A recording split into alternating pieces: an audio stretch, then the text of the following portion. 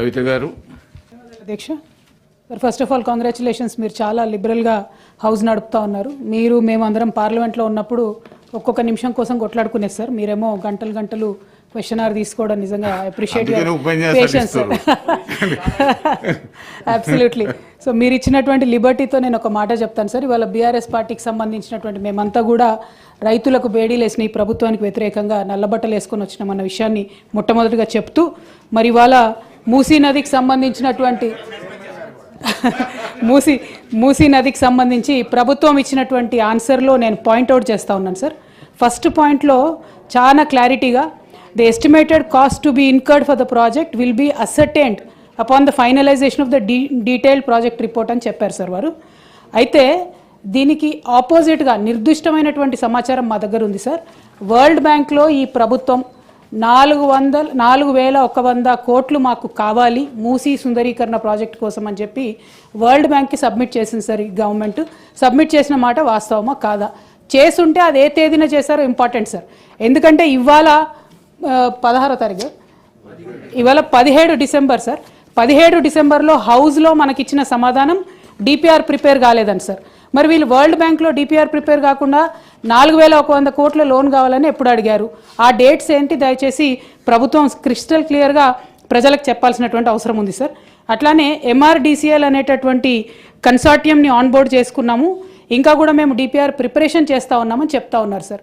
నిన్నగాక మొన్న మనం గౌరవ ముఖ్యమంత్రి గారిని చూసినాం సార్. వారు ఢిల్లీకి వెళ్ళి అక్కడ కేంద్ర మంత్రి కిషన్ రెడ్డి గారిని కలిసి 14,000 కోట్ల రూపాయలు మాకు మూసీ అభివృద్ధికి కావాలని చెప్పి అడగడం జరిగింది సార్. మరి అది ఏ ప్రాతిపదికన అడిగినారు? మీకు డిపిఆర్ లేకపోతే మూసీ దగ్గర మీరు 14,000 కోట్లు ఏం ప్రాజెక్టుల కోసం అడిగినరు, ఎందుకోసం అడిగినరు? మరి ఒకవేళ అవి రెండు వాస్తవం అయితే, సీఎం గారు 14,000 కోట్లు అడగడం అట్లానే వరల్డ్ బ్యాంకుకి మీరు అడగడం వాస్తవం అయితే, మరి ఇక్కడ మమ్మల్ని తప్పుదోవ పట్టిస్తున్నారా? సభ సాక్షిగా మీరు తప్పుడు సమాచారం ప్రజలకు సభ్యులకు ఇస్తున్నారా? ఇట్లా ఇచ్చినట్టయితే అధ్యక్ష మేము మా పార్టీలో కూడా డిస్కషన్ చేసుకుంటాం అధ్యక్ష. ప్రివిలేజ్ మోషన్ కూడా అవసరమైతే ఆలోచన చేసి మూవ్ చేస్తాం అధ్యక్ష. ఎందుకంటే సభను తప్పుదారి పట్టించడం నిజంగా దారుణం అధ్యక్ష. ఇంకా వీరు ఇచ్చినటువంటి ఆన్సర్స్లో మీరు చూస్తే గమనిస్తే అధ్యక్ష, ఓన్లీ 309 కుటుంబాలు వాళ్ళు రివర్ బెడ్ ఏరియాలో ఉన్నారు కాబట్టి వాళ్ళంతటా వాళ్ళు ఖాళీ చేసి వెళ్ళిపోయారని చెప్పారు అధ్యక్ష. అది డెఫినెట్గా వీడియోలు హృదయ విదారకమైనటువంటి వీడియోలు చూసిన వాళ్ళు అవాస్తవం అని అంటారు అధ్యక్ష. But because in the house you are committing sir that you have given for 309 families of given consent. నేను సభ ద్వారా అడుగుతా ఉన్న అధ్యక్ష, గౌరవ స్పీకర్ గారికి మరి ఆ 309 కుటుంబాలు ఏదైనా కన్సెంట్ లెటర్ సైన్ చేసి ఉంటే అది ఇవ్వమని నేను కోరుతా ఉన్నా అధ్యక్ష. ఎందుకంటే కింద ఇంకొకటి వారు ఏం చెప్పారు, 181 కుటుంబాలు తమంతట తామే వారి ఇళ్లను కూల్చుకొని వెళ్ళిపోయారని చెప్పారు అధ్యక్ష. ఇది వినడానికి కూడా దారుణంగా చాలా హాస్యాస్పదంగా ఉంది అధ్యక్ష.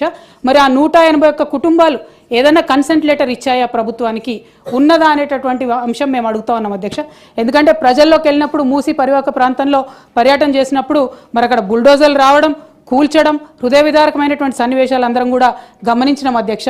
మరి అవేమీ మెన్షన్ చేయకుండా ఈ 300 కుటుంబాల గురించే ప్రభుత్వం చెప్తా ఉంది కాబట్టి వారేమన్నా కన్సెంట్ ఫామ్ ఇస్తే మీ ద్వారా ఇవ్వవలసిందిగా నేను కోరుతా ఉన్నాను అధ్యక్ష. అల్టిమేట్గా మానవీయ కోణంలో ఆలోచించాలి అధ్యక్ష. ఏ పేదవాడైనా గొప్పవాడైనా ఎవరికైనా ఒక సొంత ఇల్లు ఉండాలని ఉంటుంది అధ్యక్ష. ఇవాళ వీళ్ళు కూలగొట్టినటువంటి ఇల్లు అధ్యక్ష, మరి ఈఎంఐలు ఎవరు కడతారని ఏడుస్తున్నటువంటి పరిస్థితి ఉంది అధ్యక్ష.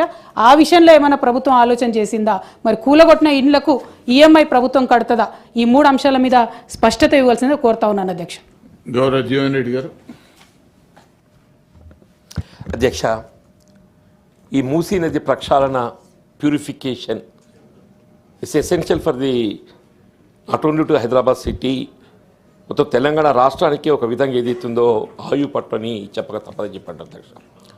ఇక్కడ ఒక ఆశ్చర్యకరమైన విషయం ఏంటంటే అందరం కూడా ఏదైతుందో దీన్ని సమర్థిస్తున్నాం.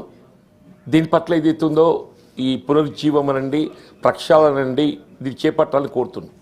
మరి ఇంకొక వైపు ఏదైతుందో దీన్ని విమర్శనాత్మకంగా మాట్లాడడం అనేది కొంత విడ్డూరం కనబడుతుంది అధ్యక్ష. ఈ ప్రాజెక్ట్ ఇప్పుడు మిత్రులు చెప్పినారు, ఈ Musi river front development corporation 2016లో ఏదైతే అప్పటి ప్రభుత్వం జియో MS7 ద్వారా అప్పుడు 500 కోట్లు కేటాయింపు చేసి ఆరంభింపజేయడం జరిగింది. అప్పుడు ఏదైతుందో మీకు రివర్ బెడ్ జోన్ కానీ లేక బఫర్ జోన్ కానీ ఇరు ప్రాంతాలు ఏదైతుందో ఒక 20,000 కుటుంబాలు పునరావాసానికి ఏదైతుందో తరలించాల్సిన అవసరం ఏర్పడుతుందని చెప్పని కూడా భావించింది అధ్యక్ష.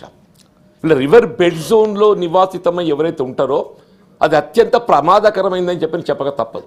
అంటే వాళ్ళకి ఇతరత్రా ఏదైతుందో నివాస యోగ్యమైనటువంటి ఇండ్లు లేకపోవడంతో విధి లేని పరిస్థితుల్లో ఆ మూసీ నది ఈ రివర్ బెడ్లో నిర్మాణం చేసుకోవచ్చు కాక, కానీ వాళ్ళకి ఏదైతుందో ప్రత్యామ్నాయంగా మరి నివాసిత వారికి వసతి చూపెట్టినప్పుడు ఏదైతుందో అది తప్పనిసరి. అది వారికి ఏదైతే ఇవాళ రాష్ట్ర ప్రభుత్వం ఇవాళ ఈ పునరావాస కార్యక్రమం ప్రధానం. ఏ ప్రాజెక్ట్ నిర్మాణం చేపట్టాలన్నా ఇలా మూసీ ప్రక్షాళనే కాదు, మన ఇరిగేషన్ ప్రాజెక్ట్ నిర్మాణాలు చేపట్టాలని ఏ ప్రాజెక్ట్ నిర్మాణం చేపట్టాలన్నా పునరావాసం అనేది అత్యంత ప్రాధాన్యత సంతరించుకున్నది.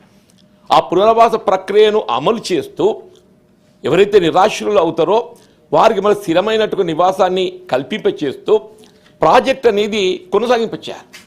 అందులో మాత్రం ఏదైతుందో ఏ విధమైనటువంటి ఒక భిన్నాభిప్రాయం రావడానికి వీలైతే అధ్యక్ష.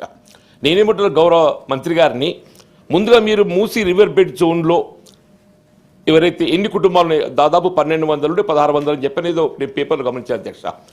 మీరు 309 మంది ఏదైతుందో ఆల్రెడీ హ్యావ్ షిఫ్టెడ్ అని చెప్పని పేర్కొన్నారు, or they themselves have shifted అని చెప్పని పేర్కొన్నారు. అది ఏ విధంగానే ఫస్ట్ ఫేజ్ లోపల మీరు రివర్ బెడ్ జోన్లో ఉన్న వాళ్ళని ఏదైతుందో వారికి తగు వసతి సౌకర్యం పరిహారం నష్టపరిహారమే కానీ ఇతరత్ర చెల్లింపు చేసి వారికి షిఫ్ట్ చేయించే ప్రక్రియ చేపట్టాలి. తదుపరి ఏదైతే బఫర్ జోన్లో వచ్చే వాళ్ళు ఓనర్షిప్ కూడా కలిగి ఉంటారు. బఫర్ జోన్ మొత్తం ఏదైతే ప్రభుత్వ స్థలాలు కలిగి ఉండాలని ఉండదు. బఫర్ జోన్లో ఏదైతుందో సొంత పట్టాలు కలిగి ఉన్నటువంటి వారికి ఆ విలువ మనం ఏ విధంగా ప్రభుత్వ ఉత్తర్వులకు అనుగుణంగా వారికి విలువలు చెల్లింపు చేస్తూ తరలింపు చేయడం, అప్పుడు మాత్రం ఇదంతా సాధ్యమవుతుంది. ఏదేమైనా ఈ మూసీ రివర్ దీన్ని మీరు సుందరీకరణ చెప్పిన అన్నా సార్, సుందరీకరణ పదం I don't think it's not correct. మన సార్ పునరుజ్జీవం వీ కెన్ సే ఇప్పుడు ప్రభుత్వం ఏదైతే ఫస్ట్ ఫేజ్లో ఇది ఏ వికారాబాద్ అనంతగిరి కొండలో ఆరంభమవుతుందో దాన్ని బాపు ఘాట్ వరకు దాన్ని అభివృద్ధి చేసి ఆ బాపు ఘాట్ వద్ద ఏదైతుందో మహాత్మా గాంధీ గారి యొక్క విగ్రహాన్ని ఏర్పాటు చేసి ఒక బెస్ట్ లైబ్రరీ అక్కడ నెలకొల్పే విధంగా మేము రూపొందిస్తామని చెప్పని పేర్కొన్నట్టు నేను గమనించిన అధ్యక్ష. దయచేసి ఆ విధమైన కార్యక్రమాన్ని తక్షణం చేపట్టడంతో పాటుగా ఇవాళ డిపిఆర్ ఇవాళ ఎంత ఖర్చు అవుతుంది అనేది ఊహ సార్. ఇప్పుడు ప్రభుత్వము అధికారంలో ఉన్నప్పుడు బాధ్యతాయుతంగా ఈ ప్రాజెక్ట్ నిర్మాణానికి ఎంత ఖర్చు అయినా మంచిదే. We will not go back, we will take it up.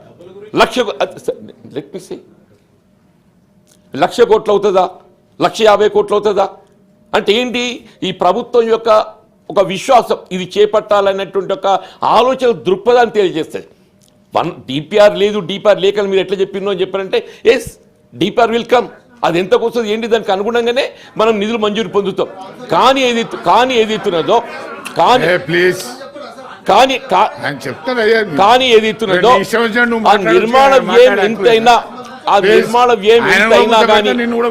ఆ నిర్మాణ వ్యయం ఎంతైనా కానీ ఈ ప్రభుత్వం సిద్ధంగా ఉన్నది అని తెలియజెప్పడానికి ఏదైతుందో ఇవాళ సీఎం గారు మాట్లాడిన ఎవరు మాట్లాడినా దాన్ని ఏదైతుందో మీరు విమర్శనాత్మకంగా మీరు ఎట్లా చెప్పారు 1,00,000 కోట్లని, మీరు ఎట్లా చెప్పి 1,50,000 కోట్లని చెప్పని మాట్లాడు సరైనది కాదు. అది ఇవాళ ఏదైతుందో అధ్యక్ష 2016లో మీరు తలంచినటువంటి యొక్క ఈ మూసి పునరుజ్జీవం 2016 23 గడిచిపోయింది, 24కి వచ్చాం అధ్యక్ష. 24 అయితే ఇప్పుడు రాష్ట్ర కాంగ్రెస్ ప్రభుత్వం ఏదైతే దీన్ని టేకప్ చేయాలని ప్రాధాన్యతతో నిర్ణయం తీసుకున్నది. మీరు గౌరవ మంత్రి గారు మీ ద్వారా అడిగేది 2016 నుండి 23 వరకు ఈ 7 సంవత్సరాల కాలంలో ఈ మూసి పునరుజ్జీవానికి సంబంధించిన ఒక ప్రాజెక్టుపై మీరు ఏ సంవత్సరం ఎంత నిధులు కేటాయించింది, ఎంత ఖర్చు పెట్టారు? మీరు ఏ సంవత్సరం ఎంత నిధులు కేటాయించింది, ఎంత ఖర్చు పెట్టారు? మీరు ఆనాడే గట్టి దీన్ని ప్రాధాన్యత క్రమంగా తీసుకొని ఉన్నట్టయితే ఇవాళ ఈ సమస్య ఇంత ఉత్పన్నమేది కాదు. ఇది మీరు ఆనాడేది ఇస్తుందో కేవలం నామమాత్రంగా ఈ మూసి పునరుజ్జీవం మూసి ప్రక్షాళన చేపడతామని చెప్పి పేర్కొని మీరు చేపట్టిన కార్యక్రమం చేపట్టలేకపోవడంతో ఇవాళ ఈ ప్రభుత్వం దీన్ని ప్రాధాన్యతగా తీసుకుంటుంది. దాన్ని మీరు దాన్ని మీరు హర్షింతే అని చెప్పి అంటున్నా. ఇవాళ ఏదైతుందో కెమికల్ ఇవాళ ఈ ఇండస్ట్రీస్ దీనిపైన పరిశ్రమలు ఉన్నాయి. అవి ఏదైతుందో సారీ నేను పుట్టింగ్ క్వశ్చన్ నేను ఉపన్యాసం చెప్పిన డైరెక్ట్ పుట్టింగ్ క్వశ్చన్ మినిస్టర్ ఇప్పుడు అందులో ఇప్పుడు పైన ఉన్నటువంటి ఒక పరిశ్రమ ఉన్నాయి సార్, కెమికల్ ఇండస్ట్రీస్ ఉన్నాయి. వాటికి సంబంధించి వాళ్ళకి ఏదైతే they shall have their own STP sewerage treatment ప్లాంట్లు అనేది ఏదైతే వాళ్ళు స్వయంగా ఏర్పాటు చేసుకోవాలి.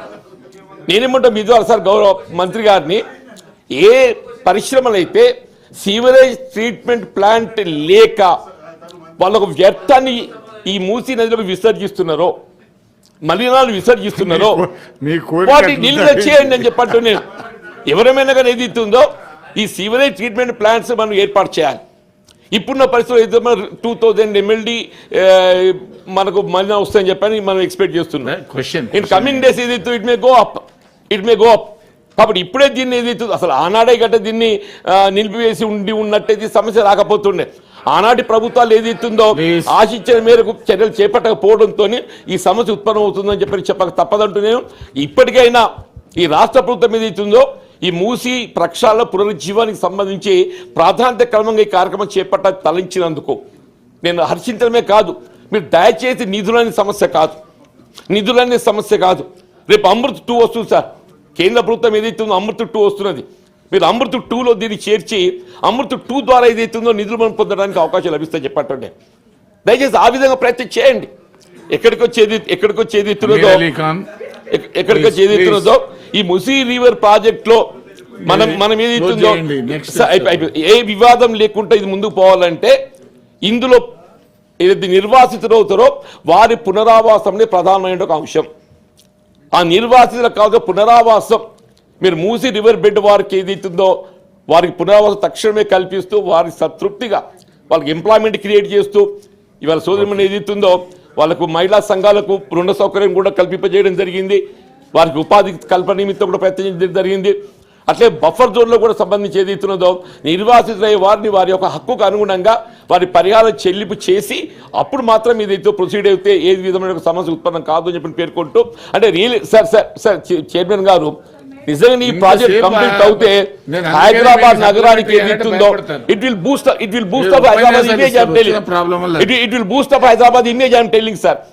అక్కడ మన పశ్చిమ ఆరంభం అయితే తూర్పు వరకు ఏదైతుందో కృష్ణా నది వరకు అసలు మనకు ఈ మూసీ నది ఒక విధంగా వరంగా భావిస్తామని చెప్పి అంటున్నాం. అటువంటి ఒక వరాన్ని మనం ఉపయోగించుకోవాలి, అది మన బాధ్యత అని చెప్పి అంటున్నాం. దయచేసి మంత్రి గారు నేను అడిగినటువంటి ఒక వివరాలకు నాకు స్పందించాలని కోరుతూ